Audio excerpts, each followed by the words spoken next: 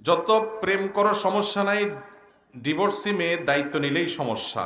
স্বামী মারা গেছে এমন মেয়েকে বিয়ে করলেও সমস্যা। দুইটা বিয়ে করে একজন অসহায় মেয়ের দায়িত্ব কি নিব না, নেওয়া যায় না?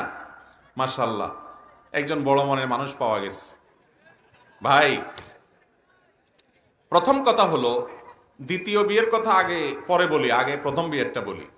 আমাদের সমাজে মানুষ অনেক সময় ভালো পথে থাকতে পারে না মানুষের জ্বালায়। ডিভোর্সি মেয়েকে বিয়ে করা ভালো না খারাপ? ভালো জিনিস। একজন মেয়ে ডিভোর্স হওয়া মানেই কি সে খারাপ? কিন্তু আমাদের দেশে দেখবেন কোনো মেয়ের তালাক হয়ে গেলে এলাকায় আশেপাশে সবাই তাকে তুলনা দেয়, খোঁটা দেয়, তাকে তাচ্ছিল্য করে, তাকে আক্রমণ করে কথা বলে, খোঁচা দিয়ে কথা বলে, বলে তুই না তালাক খায় আসছস, ভালো হলে তালাক পাইতি।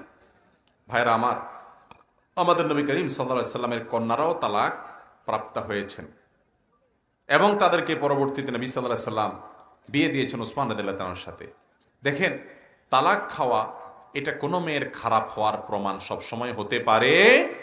অনেক ভালো মেয়ে জুলুমের শিকার হয়ে তালাক প্রাপ্ত হয়ে বাবার বাড়িতে ফেরত আসে।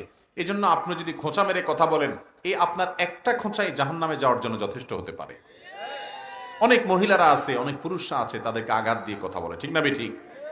এই ডিভোর্সি মেয়েরা, কারো স্বামী মারা গেছে, তারা যদি বিয়ে বসে কোথাও, তো ওইটাকে আমাদের সমাজ ভালো চোখে দেখে না, মনে করে যে ও আবার এই বয়সে বিয়ে করতে গেছে। অথচ বিয়ে করা তার অধিকার, বিয়ে করাটাই তার জন্য উচিত এবং এটাই তার জন্য সেফ পথ, নিরাপদ পথ।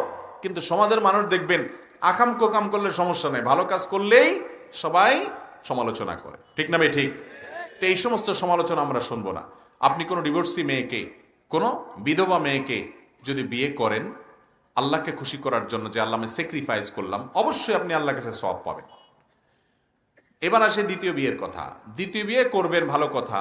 দ্বিতীয় বিয়ে করার জন্য প্রথম কথা হলো, আপনি দুইজন স্ত্রী বা একাধিক স্ত্রী থাকলে তাদের প্রতি সমতা বজায় রাখতে পারবেন কিনা, এবার আপনার কনফিডেন্ট আছে কিনা, নাকি একদিকে ঝুঁকে গিয়ে আরেকজনের ভুলে যাবেন। আমি অনেকের কথা জানি, জোশে পড়ে বিধবা মেয়ের আশ্রয় দিতে গিয়ে তাকে সহায়তা করতে গিয়ে বিয়ে করছে, কয়দিন পরে জোশ থেমে গেছে, আর ওই বেচারের খোঁজ খবরও নেয় না। এরকম যেন না হয়, সকল শর্ত পূরণ করে করতে হবে। একাধিক বিয়ে করা এটা আরেক মুশকিল। আমাদের সমাজে একটার বেশি বিয়ে করলে আশেপাশে মানুষ এমন একটা ভাব করে, মনে হয় লোকটা জেনা করছে, এরকম খারাপ চোখে দেখে।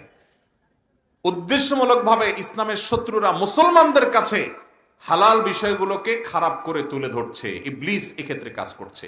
আল্লাহ যেটাকে হালাল করেছেন ওটা যদি আপনি হারাম মনে করেন, ওইটাকে যদি আপনি খারাপ মনে করেন, ইমানই থাকবে না, ইমানই থাকবে না। এত জটিল বিষয়। আল্লাহ আমাদেরকে বুঝার তৌফিক দান করুন।